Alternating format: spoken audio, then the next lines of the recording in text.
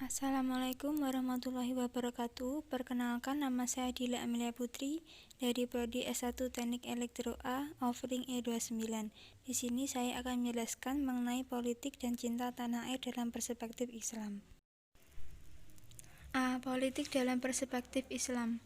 Politik Islam dapat dimaknai aktivitas politik sebagian umat Islam yang menjadikan Islam sebagai acuan nilai dalam solidaritas berkelompok. Politik Islam juga merupakan penghadapan Islam dengan kekuasaan negara yang melahirkan sikap dan perilaku politik serta budaya politik yang berorientasi pada nilai-nilai Islam.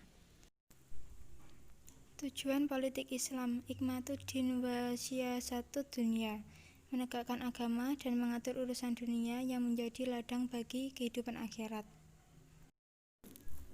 B. Variasi pandangan mengenai Islam dan agama. 1. Tipologi relasi agama dan negara. 2. NKRI.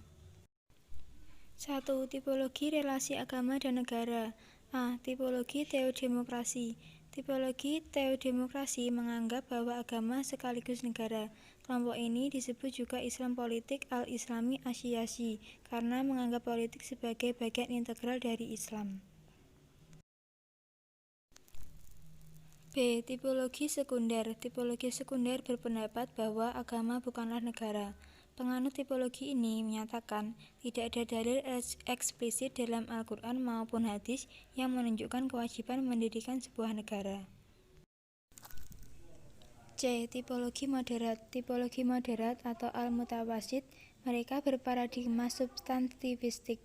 Aliran ini berpendirian bahwa Islam tidak mengatur sistem ketatanegaraan, tetapi terdapat seperangkat tata nilai etika bagi kehidupan bernegara. Menurut kelompok ini, tidak satu nas pun dalam Al-Quran yang memerintahkan didirikannya sebuah negara Islam. 2. NKRI. NKRI dari sudut pandang agama adalah sah karena Presiden Indonesia dipilih langsung oleh rakyat sebagaimana prosedur pengangkatan Ali radhiyallahu anhu menjadi khalifah. B. Keabsahan kedaulatan pemerintahan. NKRI ini juga bisa dilihat dari terpenuhinya tujuan-tujuan syar'i, yakni demi menjaga kesejahteraan dan kemaslahatan umum. Ibnu Hajar al-Haytami, seorang ulama Islam abad ke-10 Hijriah, mengutip pendapat Imam Rafi'i bahwa dari Islam atau negara Islam itu ada 3 bentuk. Salah satunya adalah negara yang dihuni umat Islam. C. Institusi khilafah dalam tradisi politik Islam. Khilafah dalam bahasa Arab berarti penggantian. Kata ini mengingatkan orang pada kata khalifah atau pengganti, pengatur, pewakil yang ada dalam Quran Surah Al-Baqarah ayat 30 yang artinya, ingatlah ketika Tuhanmu berfirman kepada para malaikat, sesungguhnya aku hendak menjadikan seorang khalifah di muka bumi. Meskipun garis keturunan menjadi bahan pertimbangan dalam pemilihan khalifah, namun pertimbangan utama adalah kecakapan dalam memimpin, mampu memberikan perlindungan, dan menegakkan keadilan di antara mereka.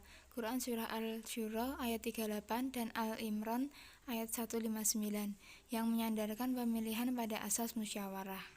D. Cinta tanah air menurut Islam. Cinta tanah air merupakan tabiat alami manusia, karena di tanah air itulah mereka dilahirkan, dibesarkan, dididik, dan disayang. Kecintaan terhadap tanah air akan menimbulkan semangat nasionalisme, yaitu kesadaran dan semangat cinta tanah air. Perintah Allah untuk cinta tanah air. Dan ingatlah ketika Ibrahim berdoa, ya Tuhanku, jadikanlah negeri ini negeri yang aman sentosa dan berikanlah rezeki dari buah-buahan kepada penduduknya yang beriman di antara mereka kepada Allah dan hari kemudian. Quran Surah Al-Baqarah ayat 126. Dalam konteks saat ini, wujud cinta tanah air dapat dilakukan dengan cara 1. Melawan korupsi, jujur, taat pada peraturan, seperti pada Quran Surah An-Nisa ayat 59. Yang kedua, cinta damai, anti minuman keras, anti narkoba, dan anti judi. Quran Surah Al-Maidah ayat 90. Ajaran untuk cinta tanah air sesuai dengan isi pesan dalam konsensus kebangsaan, yaitu Pancasila, Undang-Undang Dasar 45, NKRI, dan Bhinneka Tunggal Ika. Sekian penjelasan dari saya, kurang lebihnya saya mohon maaf. Terima kasih. Wassalamualaikum warahmatullahi wabarakatuh.